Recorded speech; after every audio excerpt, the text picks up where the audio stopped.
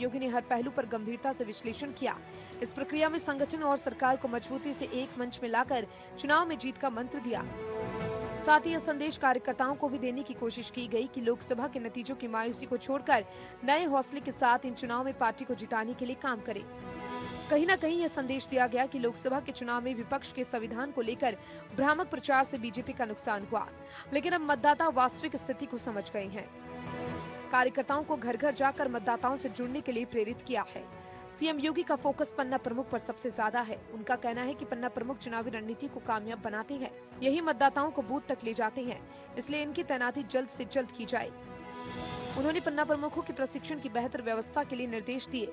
पन्ना प्रमुखों से कहा गया कि जनप्रतिनिधि और पार्टी पदाधिकारी कार्यकर्ताओं से सीधा संवाद बनाएं, कार्यकर्ताओं को लाभार्थियों से लगातार संपर्क स्थापित करते रहने के लिए प्रेरित करें।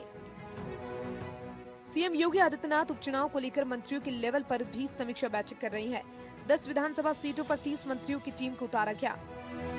ये मंत्री ग्राउंड लेवल पर गए, क्षेत्र में 2 दिन तक रुके, पार्टी के कार्यकर्ताओं और पदाधिकारी से मुलाकात की, जमीनी हकीकत का पता लगाया। उसके आधार पर इन 10 विधानसभा सीटों पर जीत दिलाने की जिम्मेदारी सीएम ने अपने साथ ही दोनों डिप्टी सीएम और प्रदेश के वरिष्ठ मंत्रियों को दे दी। 5 अगस्त को योगी ने सरकार और संगठन की बैठक की।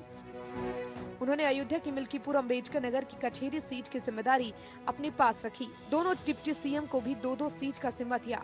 केशव प्रसाद मौर्य फूलपुर और मंजूबा की जिम्मेदारी संभाल रही है। ब्रजेश पाठक को कानपुर की सीसामऊ और मैनपुरी की करहल सीट की जिम्मेदारी दी गई।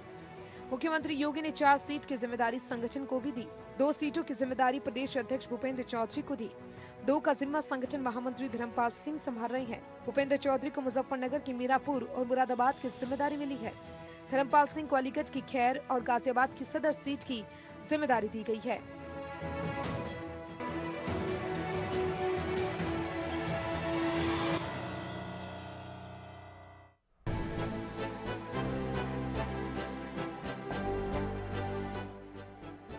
आगरा में ताजमहल का दीदार करने वाले अपने जहन में ताज की खूबसूरती के साथ यहाँ की मिठास को भी अपने साथ लेकर जाते हैं। और इस शहर की आन बान और शान पेठा यूं ही दुनिया भर में प्रसिद्ध नहीं है। आगरा शहर ताज नगरी नाम से मशहूर होने के साथ ही पेठा नगरी के नाम से भी जानी जाती है। कहावत है कि जो भी शख्स आगरा जाता है तो वो वहाँ से इस लजीज मिठाई के बिना वापस नहीं लौटता। यही कारण है कि आगरा को पेठा नगरी कहते हैं। आइए इसी बात पर आज जानते हैं आगरा की मिठाई यानी पेठे के बारे में। ताजमहल से भी ज्यादा पुराना है पेठे का इतिहास। पेठा और ताजमहल दोनों एक दूसरे से जुड़े हुए हैं। कहते हैं कि पेठा ताजमहल से भी ज्यादा पुराना है।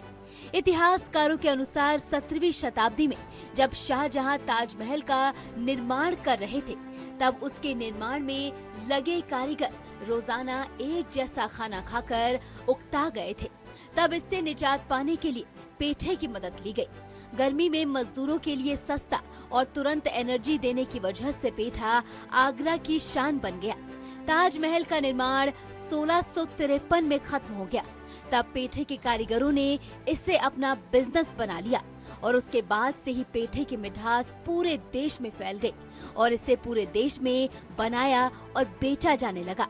कुछ लोगों का मानना है कि प्राचीन काल में पेठे की मिठाई का इस्तेमाल औषधि के रूप में भी किया जाता था और वर्तमान के वक्त में कभी खांड और केवड़े का स्वाद लिए पेठा आज 60 से भी अधिक फ्लेवर्स के कारण मिठाइयों को भी पीछे छोड़ रहा है।